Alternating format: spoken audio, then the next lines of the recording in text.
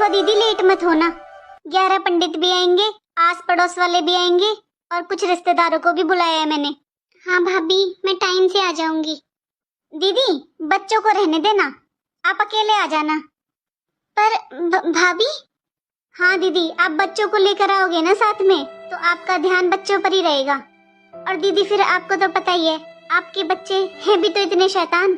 एक तो आपके बच्चे किसी की सुनते नहीं है, वहाँ अपने परिवार में दादी बाबा के पास आराम से रहेंगे, तो यहाँ पर हम पूजा पाठ करेंगे या उनको संभालेंगे? उन्हें रहने देना दीदी। लेकिन भाभी, बच्चे भी प्रसाद खा लेते, वो भी पूजा में शामिल हो जाते। अरे दीदी कैसी बातें कर रहे हो? श्राद्ध का खाना भला कौन खिलाता है बच्चों को? पूनम, मुझे लेट हो रहा है। अच्छा दीदी, आपके भैया को बाहर जाना है, लेट हो रहा है। आप आ जाना और बच्चों को मत लेकर आना। फिर कभी ले आना दीदी बच्चों को। चलो मैं रखती हूँ, बाय। पर भाप, इसीलिए आपकी बहन को बुलाने का मन नहीं करता। पूरे परिवार को लेकर चलती है साथ में। आप खुद बताओ जी, घर में पूजा पाठ है, इतने लोग आएंगे, भीड़ होगी घर में, कौन संभालेगा उसके बच्चों को? और उसके बच्चे किसी की नहीं सुनते। मम्मा कब आएंगी बुआ जी? चिंकी, तेरे पेट में दर्द हो रहा था ना बेटा, अब ठीक है क्या? हाँ बेटा, अगर ठीक नहीं है तो चल डॉक्टर के पास लेकर चलता हूँ। नहीं पापा, अब मैं बिल्कुल ठीक हूँ। ठीक है बेटा, तो फिर तू जा अंदर आराम कर ले। सुनिए जी, पंडित जी ने सामान की लिस्ट भेज दी क्या? हाँ भेज दी, मैं 1-2 दिन में सारा सामान ले आऊंगा। और मैंने हलवाई को भी बोल दिया है। ठीक है जी। आपको पता है, मेरी मम्मी कहती है श्राद्ध करना बहुत जरूरी होता है। पितृपक्ष में जब हम पंडितों को खाना खिलाते हैं ना, तब वो सीधा हमारे पितरों तक पहुंचता है। और जब हमारे पूर्वज खुश होते हैं ना, फिर वो आशीर्वाद देते हैं। और पितरों का आशीर्वाद सबसे बड़ा होता है। घर में हमेशा खुशहाली बनी रहती है। ठीक है पूनम, हम बहुत अच्छे से बाबूजी का श्राद्ध करेंगे।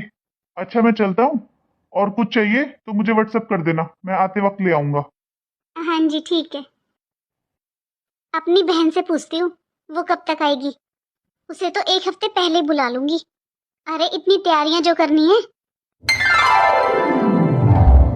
आज तो बहू ने नाश्ता ही नहीं दिया, भूल गई क्या?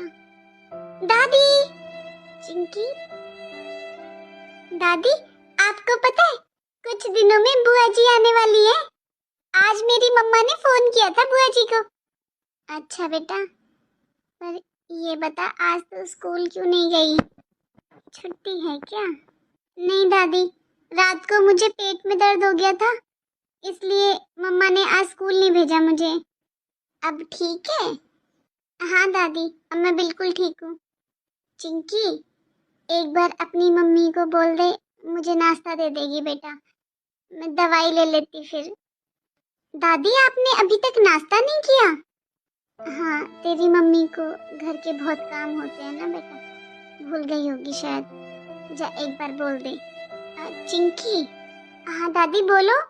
चिंकी, तेरा पापा कहाँ है बेटा? उसे बुला दे मेरे पास।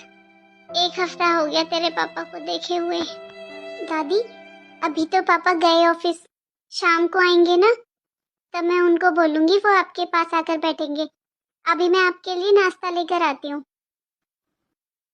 एक ही घर में रहते हुए अपने बेटे से मिले हुए कितने दिन हो जाते हैं। कितने प्यार और दुलार से पाला था, आज उसे एक बार भी अपनी माँ की याद नहीं आती। एक ही छत के नीचे अजनबियों की तरह रहती हूँ। कभी मेरा हाल चाल नहीं पूछता, नहीं मेरे पास आकर बैठता। सच में बुढ़ापा बहुत खराब होता है। माँ बाप बोझ बन जाते हैं अपनी औलाद पर।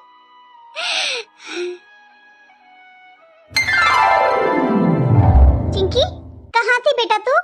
तेरी मौसी का फोन आया था, तेरा हाल चाल पूछ रही थी। मम्मा, दादी को नाश्ता नहीं दिया आपने? क्या हुआ चिंकी, कुछ कह रही थी वो? तू अपनी दादी के पास थी? मम्मा, दादी को भूख लगी है, उन्हें दवाई लेनी है, इसलिए नाश्ता दे दो उनके लिए। चिंकी, तेरी दादी का पेट खराब है, इसलिए नाश्ता नहीं दिया। चला फिरा जाता नहीं है, बाथरूम तक नहीं जा सकती, फिर बिस्तर खराब करती घूमेगी, कौन साफ करेगा? एक दिन नाश्ता नहीं करेगी ना तो पेट ठीक हो जाएगा। बुढ़ापे में जीभ चटोरी हो रही है। लेकिन मम्मा उन्हें भूख लगी है, वो खाना मांग रही है, अब कुछ तो दे दो मम्मा। अच्छा फिर ये ले, बोल देना अभी कुछ नहीं बनाया है, ये रात की रोटी रखी है, ये दे अचार के साथ। मम्मा ये दादी कैसे खाएंगी रोटी, ये तो सूखी हुई है। चिंकी बेटा तू समझती नहीं है, अरे पहले जमाने में बड़े बूढ़े ऐसे ही बासी रोटी खाया करते थे। जा अब यही ले जा। पक्का इसकी दादी ने रो रो कर ड्रामे किए होंगे, जैसे पिछली बार मेरे भैया और भाभी को भड़काया था। कुछ दिनों बाद बेटी भी आ जाएगी, फिर देखना बुढ़िया के ड्रामे। अरे उन सब का तो कोई बात नहीं, लेकिन ये चिंकी, ये बहुत ज्यादा बैठने लगी है आजकल अपनी दादी के पास, इसका ध्यान रखना पड़ेगा मुझे। काजल, बहू, काजल। जी मम्मी जी। बहू सब ठीक है ना? हाँ जी मम्मी जी, क्या हुआ? बहू कब से आवाज लगा रही हूँ मैं तुझे, तू सुन ही नहीं रही है, कहाँ ध्यान था तेरा? बहू कुछ बात है तो बता मुझे। कुछ नहीं मम्मी जी, आज मेरी भाभी का फोन आया था, बहुत अजीब से बात कर रही थी। पूरी बात बता बहू, क्या कहा तेरी भाभी ने? मम्मी जी भाभी का फोन आया था, वो बाबूजी का श्राद्ध है ना, इसलिए बुलाया है भाभी ने मुझे। तो इसमें इतना सोचने वाली क्या बात है बहू, तू चली जाना आराम से, यहाँ मैं सब देख लूंगी, सब संभाल लूंगी, तू चली जाना, तेरी भाभी ने बुलाया है तो। फिर इसमें क्या अजीब है बहू, अभी तो तेरी माँ जिंदा है, जब मन किया करे ना तो चली जाया कर, मिलाया कर अपनी माँ से, अरे उन्हें भी अच्छा लगेगा। हाँ मम्मी जी आपने सही कहा, मुझे माँ से बात किए हुए भी 2 दिन हो गए हैं, ऐसा करती हूँ पहले उनसे बात कर लेती हूँ। बहू तू तो ऐसे पूछ रही है मुझसे जैसे मैं तुझसे मना करती हूँ कि अपनी माँ से बात मत कर। क्या हो गया है तुझे आज, कोई और बात है तो वो बता। नहीं मम्मी जी, और तो कोई बात नहीं थी, बस ऐसे ही बैठे बैठे माँ की याद आ गई थी, भाभी ने बुलाया था ना बाबूजी के श्राद्ध पर, तो बस पुरानी बातें याद आ गई थी। बहू बीते दिनों को क्या याद करना, एक काम कर अपनी माँ से बात कर ले, तेरा मन ठीक हो जाएगा। अब मम्मी जी को कैसे बताऊं, भाभी ने मुझे बुलाया है श्राद्ध पर, लेकिन मेरे बच्चों को नहीं। मैं मम्मी जी से क्या कहूंगी कि मैं बच्चों को अपने साथ क्यों नहीं लेकर जा रही हूँ। 2 दिन हो गए, माँ से भी बात नहीं हुई है मेरी, भैया तो कभी फ़ोन ही नहीं उठाते हैं, भाभी ने तो बस 2 बातें की, श्राद्ध पर आना है, फ़ोन काट दिया। फिर से फ़ोन करती हूँ, माँ से बात करती हूँ, भाभी फ़ोन नहीं उठा रही हैं, हो सकता है बिजी हो, फिर से कर लेती हूँ। हेलो हेलो भाभी नमस्ते। हाँ दीदी बोलो, फोन पर फोन किए जा रही हो, एक बार फोन नहीं उठाया तो सोच लिया करो भाई कुछ काम कर रही होगी, और वैसे भी आज सुबह बात हुई तो थी आपसे। अरे भाभी क्या हो गया है आपको, ये कैसी बातें कर रहे हो आप?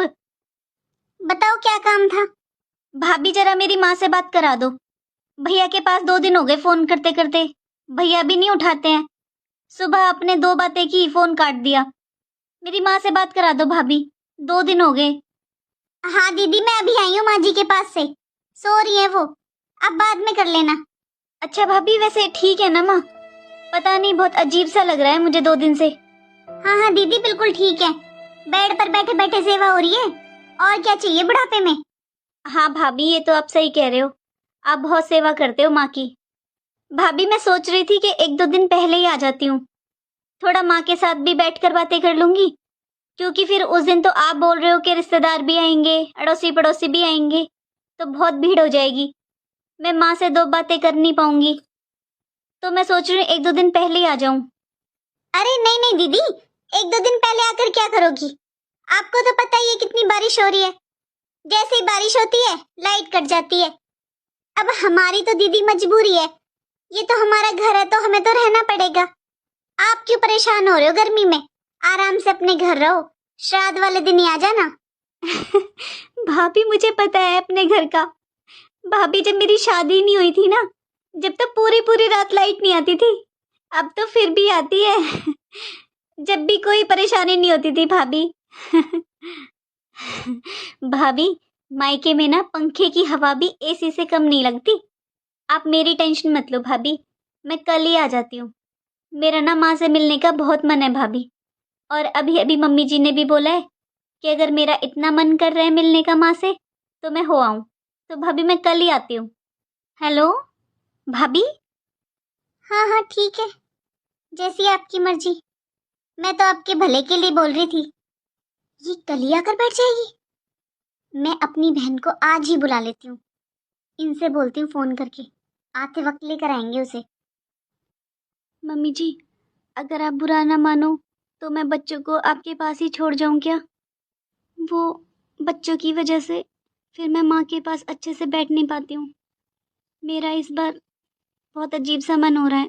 मैं सोच रही हूँ माँ के पास बैठकर दो बातें कर लूँ। मम्मी जी, बच्चे जाते हैं फिर अगले दिन ही आने की जिद करने